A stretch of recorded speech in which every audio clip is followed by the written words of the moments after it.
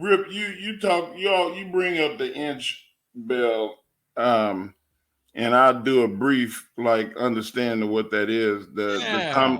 The Thomas Inch unliftable dumbbell was a dumbbell in the turn of the century, 100, 1902, where Thomas Inch would get the New York phone book.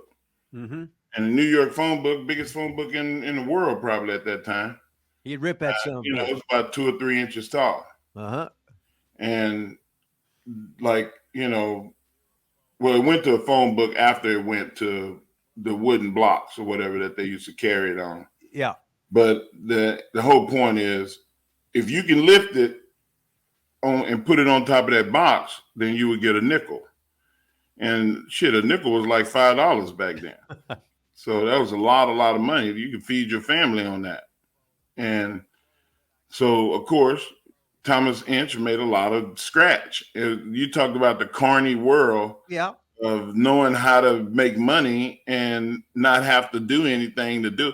All he had to do was lift it one time, put it down. People go, oh, shit, that was incredible. And now they want to try it. Right. So it was called the unliftable for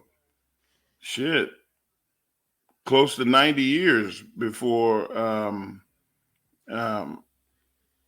I saw it and got exposed to it in 2002. And I was told that, nobody had ever lifted it overhead, that, it just wasn't designed to do that. And I said, well, I'm going to do it. Like, it might take me a year, but I'm going to do it. And I trained for about 10 months and gathered the old time Strongman Barbell Association dinner. And I said, I'm going to do it there. And I did. And, I still, to this day, nobody has lifted it overhead like I lifted it. And I'm proud of that, but that was not my favorite strongman feat. So you did it. Yeah. Did it take you multiple times, or it was just? Well, I mean, I missed, probably 30 or 40 times. But you did it. That's awesome, man. And once I realized the technique that I needed to do it, then I could do it every time. But the lift that I think was the people have to go on the internet and look up the Arnold Classic 2002 and see me lift the Apollon wheels. Holy shit, I forgot about the Apollon wheels. Like Adolf Apollon, I think had even more respect in the lifting world than Thomas Inch. And there were thousands of strongmen that tried to lift the barbell. Now, and only 2 people in history had ever lifted it. Now the Apollon wheels was like railroad axle. Yeah. It was a train axle. Lewis UNI. Now I haven't even thought about this stuff in 50 years, right? Yeah.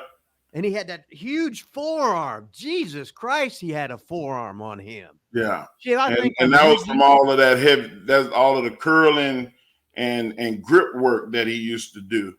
And it was funny, Rip. The reason that I had the grip that I had was because it was like an accident.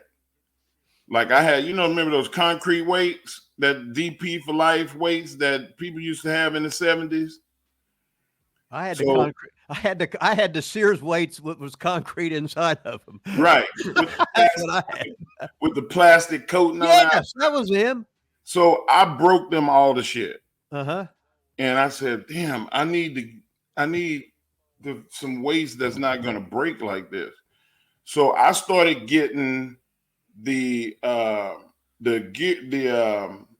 gear shifters out of cars and dipping those in concrete because they were steel and they had the hole in them already. Like if you pull a tire off and you get the brake, the whole part of the axle right there, and we would get those and screw them off and dip them in concrete till they was a certain weight, and then that's what we would lift on our benches. And so my back got strong from doing good mornings, because that was the only way that I could do a squat is if I got under the bench and lifted up and then start doing my squat. So that was an accident. The same thing with grip. Like a lot of times when I worked out by myself, if my brother wasn't there, I would have to hold the bar and be able to lift the weight up and put it on the bar, because you couldn't hold it. And you know what I'm saying? Yeah. So like I did grip work every day. It was like the old karate movies. You see the karate, the guys, they carrying the buckets of water with the knives and shit. You know, like I was doing stuff that was, it was building me up, but I didn't know I was building myself up. But if you go and look up that Apollon wheels, then you'll see like a true indicator of strength and power, because Norbert Szymanski and John Davis were the only two people that had ever lifted the Apollon's wheel.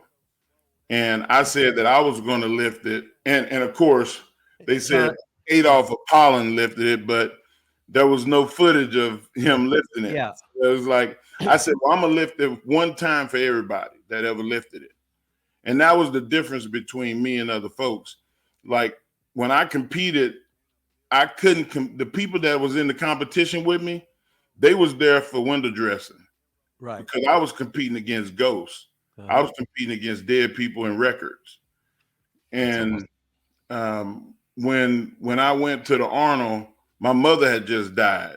And Rip know how much I was a mama's boy. So I was fired the fuck up. You hear me? Like there was nothing that was going to stop me from winning that competition and honoring my mom. Not to mention Vince McMahon had told me that if I lost, that I was going to get fired. So like it was, I had every incentive to go in there and dominate that competition. But if you go online and you look up and you see my face, I was bulletproof that day. It wasn't nothing that could have killed me. You said that was 2002, the Arnold? It was 2002. You go on YouTube. One? Was that the first one of that? That was the first one. So you won the first one. Yeah. And the heaviest. Like the stuff was geared towards being heavy, no straps. Like, you know, now they use straps in the World's Strongest Man. You couldn't wrap the leather around stuff to help with your grip. You had either had it or you didn't. I said, get ready, get ready, get ready. I got the dots on. I got the elbow ready, baby. We're gonna see it. Let's do it right now.